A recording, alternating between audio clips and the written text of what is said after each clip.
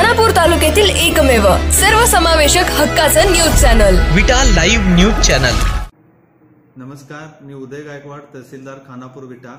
आपल्याला सर्वांना माहितीच आहे की 44 सांगली लोकसभा मतदारसंघाची आचारसंहिता दिनांक 16 तारखेपासून लागू झालेली आहे। तर त्या अनुषंगाने आपल्याकडे 286 खानापूर विधानसभा मतदारसंघासाठी राजकीय पक्ष यांना जे काही वेगवेगळ्या परवानग्या द्यायच्या आहेत त्यासाठी सिंगल विंडो एक खिडकी योजना आपण चालू केलेली आहे।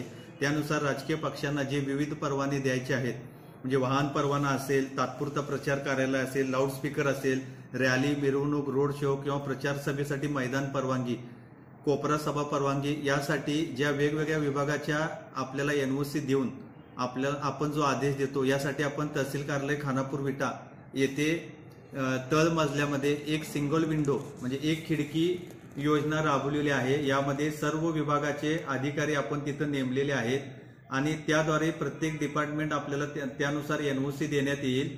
त्यानुसार आपण सर्वांचे एनओसी घेऊन तात्काळ एका छताखाली ह्या सर्व परवानगी आपण सर्वांना, उमेदवारांना आणि राजकीय पक्षांना देण्यात येणार आहोत। या संदर्भात आपण त्यांची आज रोजी मीटिंग सुद्धा घेतलेली आहे सर्व राजकीय पक्षांची, आणि त्यांना ज्या काही परवानग्या द्यायच्या आहेत त्यासाठी अर्ज कशा पद्धतीने करायचा आणि परवानगी कुठल्या पद्धतीने देण्यात येईल किंवा त्या एखाद्या अर्जासाठी कुठले डॉक्युमेंट लागतील, कुठल्या विभागाची एनओसी लागेल, याची सुद्धा माहिती आम्ही दिलेली आहे।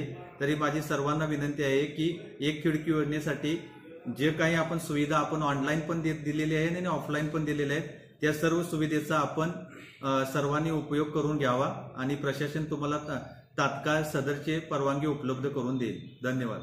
या योजनेची वेळ कशी असेल, किती असेल? नाही, तुम्ही ऑनलाईन कधीही अर्ज करू शकता। आम्ही फक्त जे विहित मुद्दे तुम्हाला काय असेल ती परवानगी देऊ शकतो। सध्या आचारसंहिता लागलेली आहे, तर लोकांना काय आवाहन कराल? नाही, आम्ही सर्व लोकांना एवढंच म्हणतो की आदर्श आचारसंहिता जे काही आयोगानं जाहीर केलेले आहे ते सर्व आदर्श आचारसंहितेचे सर्व लोकांनी, राजकीय पक्षांनी पालन करावे। खानापूर पोटनिवडणुकीबाबत काय? त्याबाबत आयोगाकडून काही अजून सूचना आलेली नाहीये। आल्यानंतर आपल्याला त्या सूचना आपल्याला सांगण्यात येतील।